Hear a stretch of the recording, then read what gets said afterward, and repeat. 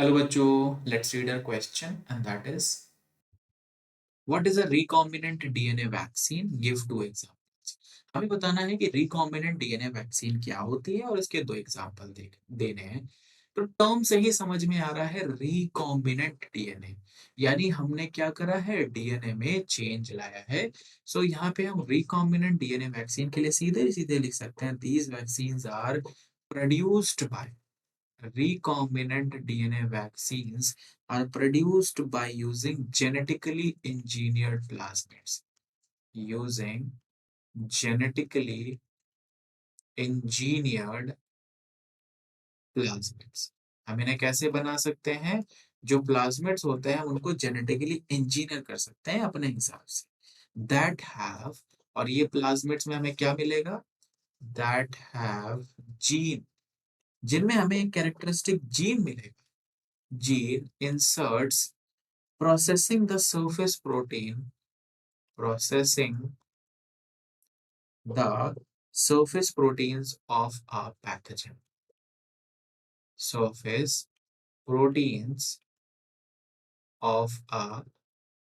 pathogen.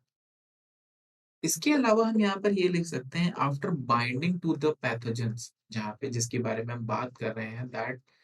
After binding हमें क्या दिखेगा वहां पे after binding here we can simply say that binding of these pathogens to surface protein जब ये पैथोजन इन सरफेस प्रोटीन्स पर बाइंड करेंगे then what will happen a weak immune response is elicited a weak immune response is elicited or what you can say is generated as well that is generated but यहाँ पे infection नहीं होगा एक important चीज जो यहाँ पर होगी वो हम क्या लिख सकते हैं here but it do not results in it do not results in infection क्योंकि हम यहाँ पे एक पैथोजन को ही यूज कर रहे हैं तो भाई पहली चीज तो यही रहती है कि क्या इन्फेक्शन हो जाएगा तो इन्फेक्शन नहीं होगा और इसीलिए हम इसको रिकॉम्बिनेंट डीएनए वैक्सीन कहते हैं कि हमने क्या किया एक प्लाज्मिड को जेनेटिकली इंजीनियर किया अपने हिसाब से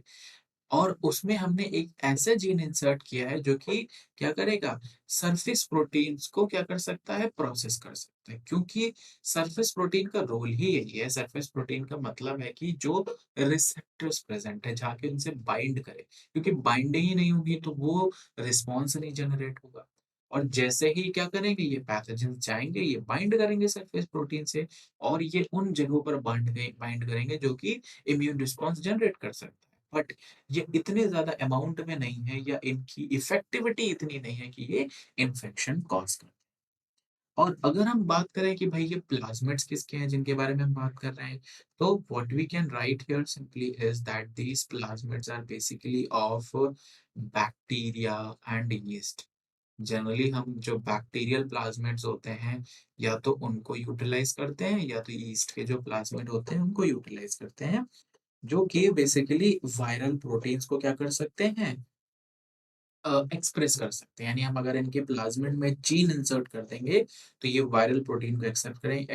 बेसिकली क्या करेंगे बाइंड कर जाएंगे और उसको प्रोड्यूस कर पाएंगे first of all then they can simply bind और उसे होगा क्या कि ऐसे वायरसेस के लिए हमारे पास क्या होगा एक इम्यून रिस्पॉन्स होगा और ये इम्यून रिस्पॉन्स इसलिए जरूरी है कि बॉडी को ना पता चल गया कि ठीक है ये वायरस आया तो क्या जनरेट करना है क्योंकि पहली बार जब कोई भी बीमारी होती है कोई भी डिजीज होती है तो बॉडी उसको लर्न करती है कि अच्छा ठीक है अगर ऐसी बीमारी है तो हमें क्या करना है